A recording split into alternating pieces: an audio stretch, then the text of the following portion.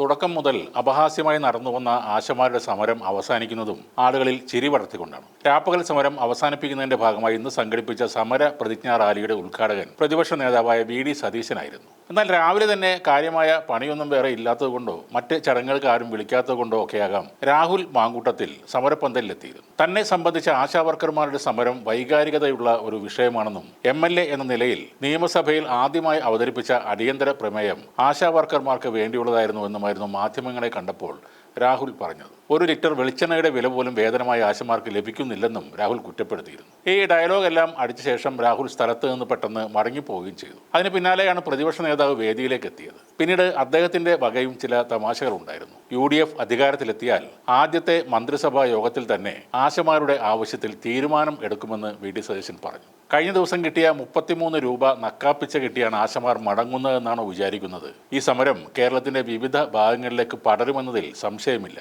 ഇത്രമാത്രം ജനപിന്തുണ കിട്ടിയ സമരം വേറെ ഇല്ലെന്നും കൂടി വി.ഡി. സതീശൻ പറഞ്ഞു കളഞ്ഞു. ആശമാരുടെ ആജീവനാന്ത സമരങ്ങൾക്ക് പൂർണ്ണ പിന്തുണ പ്രഖ്യാപിച്ചുകൊണ്ടാണ് സതീശൻ ആ വേദി വിട്ടുപോയത്. അതിന് തൊട്ടു പിന്നാലെയാണ് രാഹുൽ മാങ്കൂട്ടത്തിന്റെ മടങ്ങിവരവ്. അതിനെ രാഹുൽ പറഞ്ഞ കാരണവും കൊള്ളാമായിരുന്നു. റെയിൽവേ സ്റ്റേഷനിലേക്കുള്ള യാത്രക്കിടെ തന്നെ ആ സമരവേദിയിൽ നിന്ന് ആശമാർ ഇറക്കിവിട്ടെന്നൊരു വാർത്ത കണ്ടുവെന്നും അങ്ങനെയാണ് താൻ മടങ്ങി വന്നത് എന്നുമായിരുന്നു രാഹുലിന്റെ വിശദീകരണം. തന്നെ ആരും ഇറക്കി വിട്ടിട്ടില്ല, സമരവേദിയിൽ സംസാരിക്കാൻ ആശമാർ പറഞ്ഞിരുന്നു. ഇത് തന്റെ അമ്മയുടെ സമരമാണ്, ഇത് തന്റെ അമ്മമാരുടെ സമരമാണ്, അമ്മമാർ ഒരിക്കലും ഇറക്കി വിടില്ല, ഇറക്കി വിട്ടാലും താൻ ഇവിടുന്ന് പോകില്ലെന്നും രാഹുൽ പറഞ്ഞു. 265 ദിവസമായി സെക്രട്ടേറിയറ്റിന് മുന്നിൽ ആശമാർ നടത്തി വന്നിരുന്ന രാപ്പകൽ സമരമാണ് ഇന്ന് അവസാനിപ്പിക്കുന്നത്. മുന്നോട്ട് വെച്ച ആവശ്യങ്ങളിൽ 2 എണ്ണം ഒഴികെ എല്ലാം സർക്കാർ അംഗീകരിച്ചു എന്നാണ് ആശമാർ പറയുന്നത്. ആ 2 എണ്ണം ഏതൊക്കെയാണെന്ന് ചോദിച്ചാൽ 21,000 രൂപ ശമ്പളവും 5 ലക്ഷം രൂപ വിരമിക്കൽ ആനുകൂല്യവുമാണ്. ഇനി ഈ നടക്കാത്ത കാര്യം സാധിച്ചു കിട്ടാൻ ജില്ലകൾ കേന്ദ്രീകരിച്ച് സമരം നടത്താനാണ് ആശമാർ തീരുമാനിച്ചിരിക്കുന്നത്. തദ്ദേശ തെരഞ്ഞെടുപ്പിൽ LDF സ്ഥാനാർത്ഥികൾക്കെതിരെ പ്രചരണത്തിനിറങ്ങാനുള്ള തീരുമാനത്തിൽ മാറ്റമില്ലെന്നും കൂടി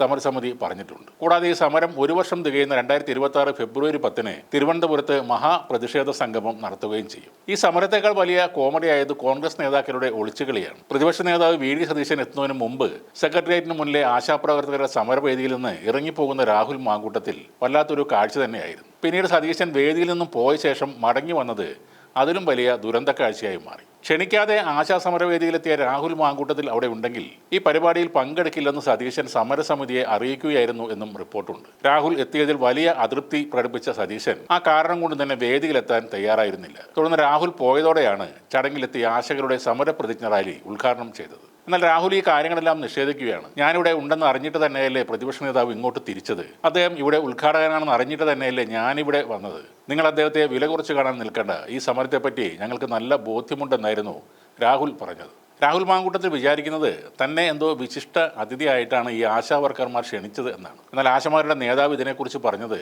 എന്ത് കേസുള്ള ആളായാലും ഏത് കുറ്റം ചെയ്ത ആളായാലും ഞങ്ങളെ പിന്തുണക്കാൻ വരുന്ന എല്ലാവരെയും സ്വാഗതം ചെയ്യും എന്നാണ്. എന്തായാലും ഏറെ നാൾ നടത്തിയ ഒരു സമര പ്രഹസനത്തിന്റെ അവസാനം കോൺഗ്രസ് വക കുറച്ച് രസകരമായ രംഗങ്ങൾ കൂടെ നാട്ടുകാർക്ക് കാണുവാൻ സാധിച്ചു.